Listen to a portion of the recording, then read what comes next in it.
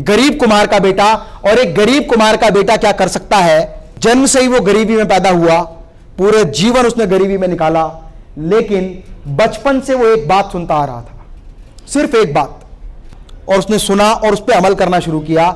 उसको ये कहा जाता था कि भैया एक मटका देना, कहते बहुत गर्मी हो रही है। वो कहता मटका क्यों, फ्रिज ही ले ले। कह रहा भाई गरीबों का तो मटका ही फ्रिज होता है। सिर्फ एक ये लाइन, ध्यान से सुनिएगा, लाइफ चेंजिंग बात है ये। अगर आपने इस पे अमल किया तो शायद आपके जीवन में हर पॉइंट एक टर्निंग पॉइंट हो सकता है। मुझे नहीं पता कि आपको क्या चीज क्लिक करेगी और क्या चीज आपकी लाइफ में आपको नेक्स्ट स्टेप पर ले जाएगी, लेकिन कोई ना कोई ऐसा पॉइंट जरूर होगा जो आपको इसमें आगे डेवलपमेंट पर काम करेगा।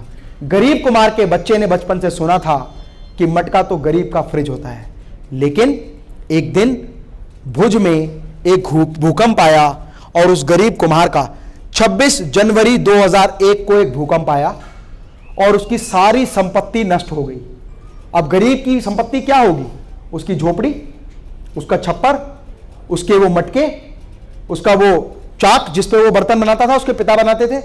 हर एक व्यक्ति की संपत्ति का लेवल अलग है। इस गरीब कुमार के बच्चे का सब कुछ नष्ट हो गया 26 जनवरी 2001, जिस समय पर इसकी आयु थी केवल 8 वर्ष। कैलकुलेशन समझिएगा, 2001 में जो लड़का 8 साल का था उसकी सारी संपत्ति नष्ट हो गई, उसका परिवार खत्म हो गया, लेकिन उसके मन में एक विश्वास था कि मैं सब कुछ कर सकता हूं।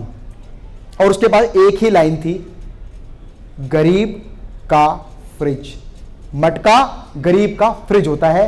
उसने केवल इसी लाइन को फॉलो किया और उसने एक सपना बनाया। उसने मिट्टी के फ्रिज बनाना शुरू किए, गोल मटके की जगह स्क्वायर बनाना शुरू किया और धीरे धीरे उसको ऐसा डेवलप किया कि बिना बिजली के वो उस मशीन को कहीं भी रख दे, उस मटके को कहीं भी रख दे या उस बॉक्स को कहीं भी रख दे, हवा उसमें इतने छेद बनाए इतने तरीके से कि कहीं से भी पास हो, उसमें रखा हुआ फ्रूट, उसमें रखी हुई वेजिटेबल हमेशा फ्रेश रहे और उसमें रखा हुआ पानी ठंडा होता रहे। इसके ऊपर एक सर्वे किया गया कि क्या मिट्टी का किसी एक इंजीनियरिंग डिजाइन में कोई प्रोडक्ट डिजाइन किया जाए तो उसमें क्या चीजें कूल रह सकती हैं, और इसको रिसर्च के लिए यूएसए एक प्रोडक्ट को भेजा गया।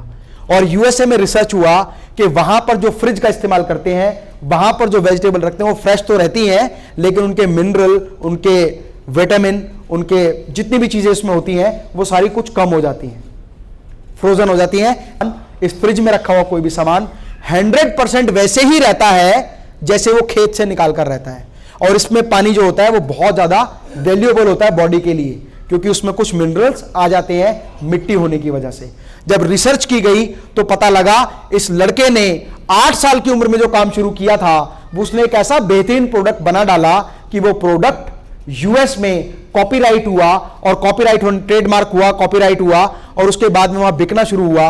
और धीरे धीरे करते करते इस लड़के का बिजनेस उस मिट्टी के फ्रिज बनाने का इतना बड़ा बिजनेस हो गया कि जितना बड़ा आप अनुमान भी नहीं लगा सकते।